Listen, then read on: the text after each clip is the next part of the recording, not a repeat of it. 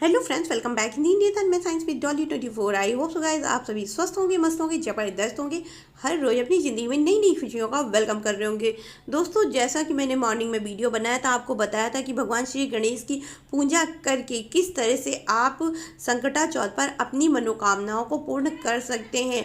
और वैसे तो ये संकटा चौथ संपूर्ण रूप से पूरी तरह से संतान संबंधी होती है। संतान संबंधी आप किसी भी प्रकार की इच्छा, भले ही आपका संतान हो, आपका कहना ना मानता हो, और यदि संतान नहीं है तब भी आप संकटा चौथ पर अगर व्रत पूजा उपासना करते हैं तो आपकी संतान आपकी इच्छा के अनुसार कार्य करता है।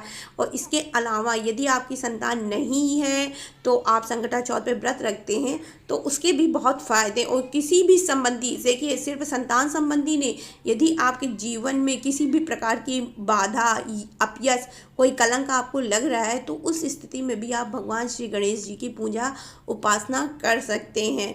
और यदि आपने भगवान श्री गणेश की पूजा के दौरान संकटा चौथ पर गलती से चंद्रमा के दर्शन कर लिए तो किस तरह से आप उस जो है अपयश को, उस कलंक को ख़त्म करें। क्योंकि आज के दिन जो लोग भी चौथ के दर्शन कर लेते हैं तो उनके नाम जो है कलंकित हो जाते हैं। भले ही उन्होंने कार्य किया हो या ना किया हो, उनको उनके नाम पर कलंक अवश्य से अवश्य लगता है।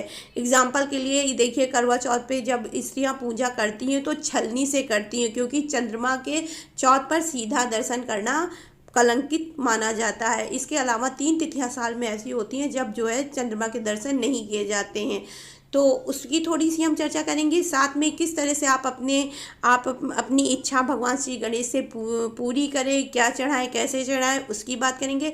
तो इसी के साथ ही शुरू करते हैं हम आज की वीडियो। तो प्लीज़ गाइज, अगर आपने मेरा भी चैनल सब्सक्राइब ना किया हो तो फिर सब्सक्राइब कर लीजिए और शुरू करते हैं आज की वीडियो।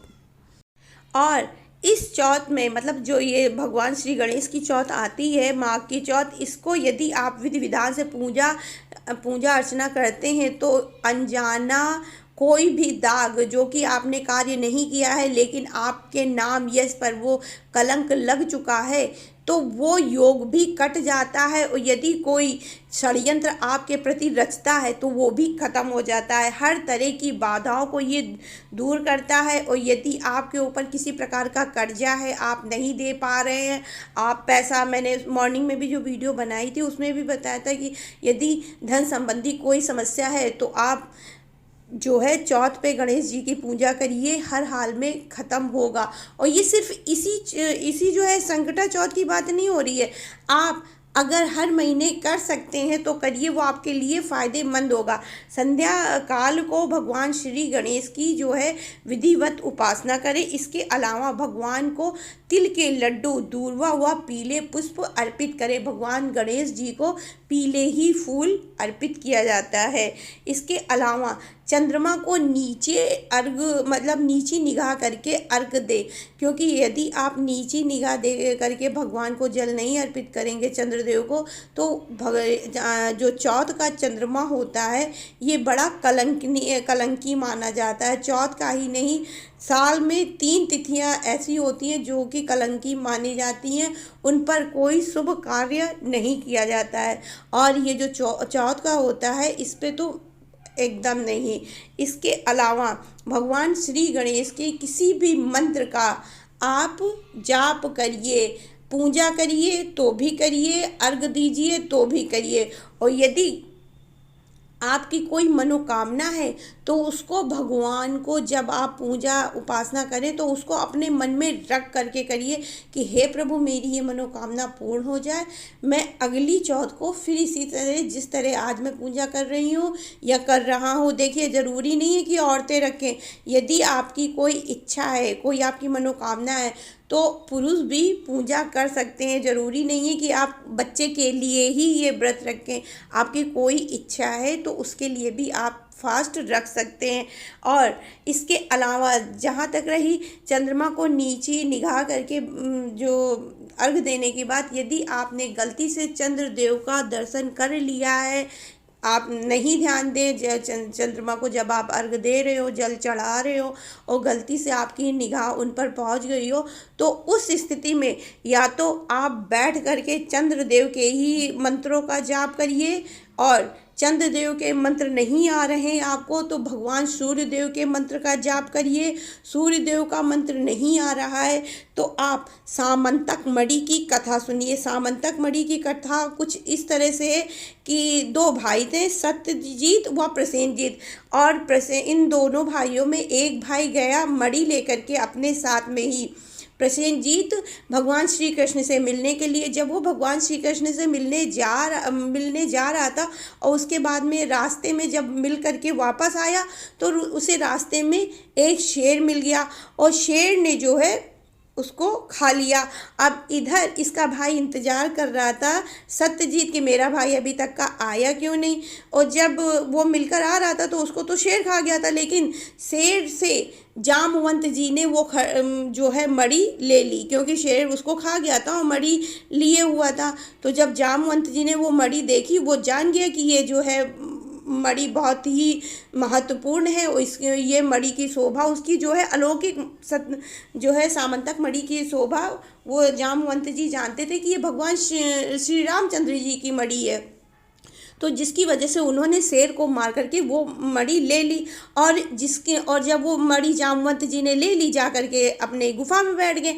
अब इधर प्रसेनजीत का भाई सत्यजीत जो है इंतज़ार कर रहा था कि आखिर मेरा भाई अभी तक का आया क्यों नहीं, और जब इस भाई नहीं आया तो भगवान श्री कृष्ण के पास जो है संदेश भेजा गया कि हमारा भाई आया था, आपने मेरे भाई को भी नहीं आने दिया, उसकी मणि भी जो है लगता आपने जब्त कर ली। जब भगवान श्री कृष्ण पर कलंक लगा तो भगवान कृष्ण को बड़ा बुरा लगा कि अरे ये इस तरह से हमको किस तरह बोल सकता है, और वो जो है प्रसेनजीत को ढूंढने की ओर निकल पड़ा। और जब प्रसेनजीत को ढूंढने निकला तो रास्ते में पहले तो उसको एक शेर मिला। जब शेर मिला तो उसने जो है उससे भगवान श्री कृष्ण जी ने उनसे जो शेर से कुछ नहीं बोला, वो आगे बढ़ गए, और जब आगे गए तो उन्हें एक गुफा मिली और गुफा में किसी आदमी के पदचिन्ह मिले रास्ते में जाते हुए। और जब रास्ते में जाते हुए पदचिन्ह मिले तो भगवान कृष्ण उन्हीं पैरों के आगे बढ़ गए, कहें कि जो भी होगा देखा जाएगा। जब भगवान श्री कृष्ण जी वहाँ गए तो जामवंत जी के पास वो मणि रखी उन्होंने देखी। उन्होंने बड़ी सहज और सरलता, अब जैसे कि आप जानते हैं हमारे कन्हैया जी तो बहुत ही सरल और सीधे स्वभाव के हैं, प्यार से हर चीज़ बोलते हैं, अगर प्यार से सुनो तो सुनो वरना फिर जय श्री राम। तो उसी तरह भगवान श्री कृष्ण ने बहुत ही प्यार से व साधारण तरीके से मांगा कि हे प्रभु आप मुझे हे मान्यवर आप जो भी कोई हो आप मुझे ये मणि दे दीजिए। लेकिन जामवंत जी ने उसको नहीं दिया और उल्टा उनसे युद्ध करना शुरू कर दिए। तो जामवंत जी और भगवान श्री कृष्ण में बहुत भयंकर युद्ध हुआ। जब युद्ध होने के बाद युद्ध हो ही रहा था, उसी में भगवान श्री कृष्ण ने अपने हाथ से उनकी पीठ पे एक जोरदार वार किया और जिसकी वजह से जामवंत जी को मूर्छा आ गई। जब जामवंत जी को मूर्छा आ गई तो वो जो है जब मूर्छा आ गई उसके बाद में जब होश आए तो उन्होंने भगवान कृष्ण से बोला कि हे प्रभु मैं आपका ही सेवक हूँ। आपने जब भगवान श्री राम जी का अवतार लिया था तो मुझे कहा था कि मैं जो है वापस जन्म लूँगा इस प्रकृति पे और फिर मैं तुमसे मिलूँगा और उस दर्शन के बाद तुम्हें मोक्ष की प्राप्ति होगी। अब मेरा इंतज़ार संपूर्ण हुआ, आपने मुझे दर्शन दे दिए और मैंने जब ये मणि देखा था तभी मुझे जो है पता चल गया था कि आपका जन्म हो चुका है, क्योंकि ये आपकी ही मणि है। तो जब भगवान जी ने ये सुना तो उन्हें भगवान जी तो सब जानते ही थे। तो भगवान जी ने जामवंत जी को आशीर्वाद दिया और साथ में मोक्ष प्राप्ति कर और कहा तुमने मुझे पहचान लिया, ये तुम्हारा सौभाग्य है। और इसी के साथ में उन्होंने सामंतक मणि वापस ली और जा करके सत्यजीत को वापस दे दी। तो ये थी सत्यजीत की सामंतक मणि की कथा प्रसेनजीत की। और यदि थोड़ी सी गड़बड़ हो गई हो तो उसके लिए सॉरी। और यदि आप इस कथा को सुनते हैं तो आपको जो भगवान श्री कृष्ण पे कलंक लगा था, लेकिन जब उन्होंने मणि ले करके वापस सत्यजीत को दे दिया तो उनका कलंक जो है ख़त्म हो चुका। उसी तरह आपके भी जीवन में यदि कोई कलंक आना होगा तो इस कथा को सुनने के बाद व बोलने के बाद ख़त्म हो जाएगा। आपका यश बढ़ेगा, आपके मान सम्मान में चारों दिशाओं में वृद्धि होगी, आपका नाम यश बढ़ेगा। और यदि आपको ये कथा नहीं समझ में आ रही है, आपके पास कोई कॉपी भी नहीं है, किताब नहीं है कि जिससे आप पढ़ लें, तो आप भगवान श्री कृष्ण का नाम ही सिर्फ लीजिए, कृष्ण कृष्ण कृष्ण कृष्ण जपिए, वो आपके लिए भी बहुत फ़ायदेमंद रहेगा। आप भगवान श्री गणेश की पूजा अर्चना करेंगी और उनसे अपनी इच्छाओं को पूर्ण करवाएंगी।